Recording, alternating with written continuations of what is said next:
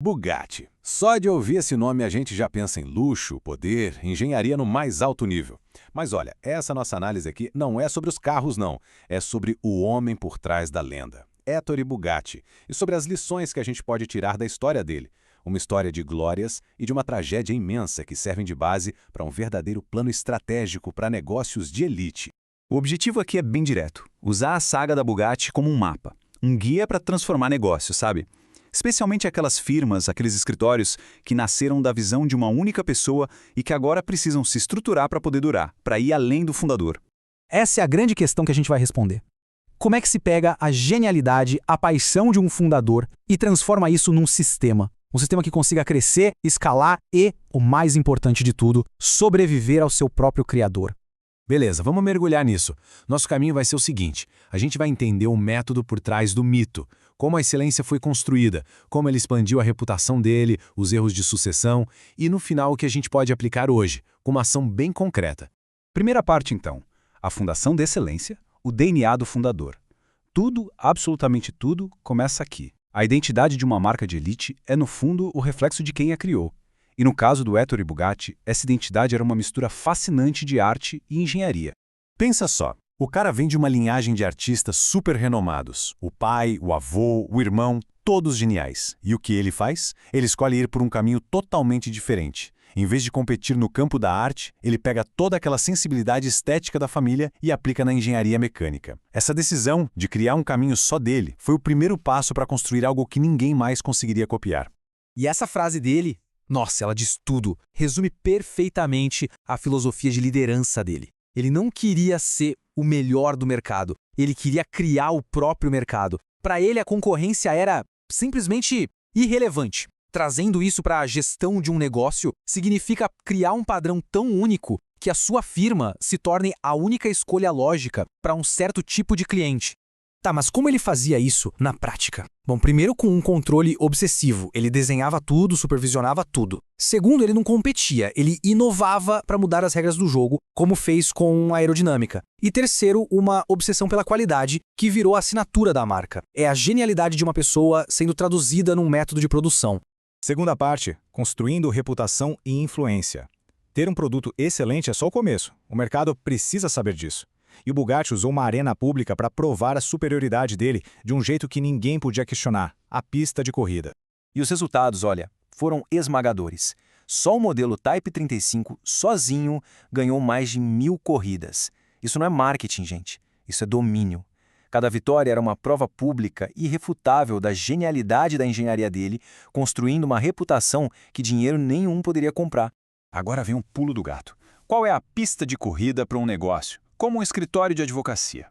Pode ser ganhar um caso de enorme repercussão nacional. Pode ser publicar um artigo numa revista de ponta que mude o debate na sua área, ou se tornar a voz principal nos grandes eventos do setor. É o palco, o lugar onde a excelência é demonstrada publicamente. E ele não parou nas pistas, não. Com o Bugatti Royale, a mira dele foi a realeza. Literalmente, ao criar um carro tão exclusivo que só reis podiam ter, ele não estava só vendendo luxo, ele estava cimentando a autoridade da marca dele. Ele criou um sonho, algo aspiracional, que elevou a percepção de tudo que tinha o nome Bugatti. Terceira parte, delegação, sucessão e tragédia. Com a reputação no topo, o desafio passou a ser outro: como fazer isso durar? E é aqui que a história vira um alerta trágico sobre o perigo de um negócio depender de um único gênio. A chave para o futuro parecia estar no filho dele, o Jean. O Jean não era só um herdeiro, ele era a reencarnação do DNA da Bugatti. Tão genial quanto o pai, ele assumiu a liderança e levou a marca ainda mais longe, criando carros lendários e vencendo corridas impossíveis. Ele era a solução perfeita para o problema da sucessão. Parecia perfeito demais. E então, o desastre. Essa linha do tempo mostra como, em questão de semanas, tudo ruiu. A morte do Jean, o sucessor que não podia ser substituído, foi a primeira peça do dominó. Logo em seguida, a guerra. Sem o Jean, o Ettore não tinha perdido só o filho. Ele tinha perdido a única outra pessoa no mundo que entendia a alma da empresa. O império era frágil demais.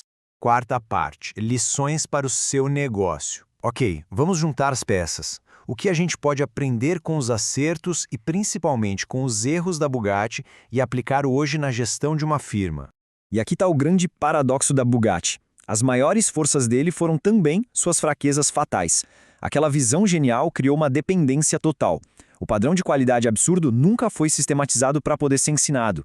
A estrutura, toda construída em volta de um homem, claro que era frágil. Então, de forma bem prática, que tal pensar em criar um serviço nível royal no seu negócio? Uma oferta de altíssimo valor?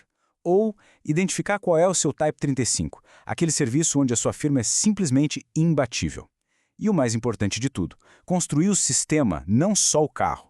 Começar a transformar o conhecimento único em processos que podem ser ensinados. E chegamos à quinta e última parte, a ação imediata. Isso aqui nos leva à lição final. A atitude que pode evitar que a história da Bugatti se repita. A conclusão é brutal, mas é simples. O objetivo de um grande líder não é ser um gênio insubstituível. O objetivo é construir uma organização genial que não dependa de uma única pessoa. O verdadeiro trabalho de um líder é, no fim das contas, se tornar substituível. A mudança começa com um passo bem pequeno. Pense em uma coisa que só o fundador ou a fundadora sabe fazer. Pode ser como abordar um cliente importante, como estruturar uma tese complexa, qualquer coisa. Documente isso. Hoje, grave um vídeo, escreva um passo a passo. E então ensine para alguém da equipe. Esse é o começo da construção de um sistema que vai muito além da figura central. A história da Bugatti nos força a encarar essa pergunta final. Se a liderança saísse do negócio hoje, o legado continuaria amanhã? Veja bem, construir um grande negócio é uma coisa. Agora, construir um negócio que dura, que sobrevive, esse é o verdadeiro desafio. E a resposta a essa pergunta é o que vai definir o futuro de qualquer império que está sendo construído.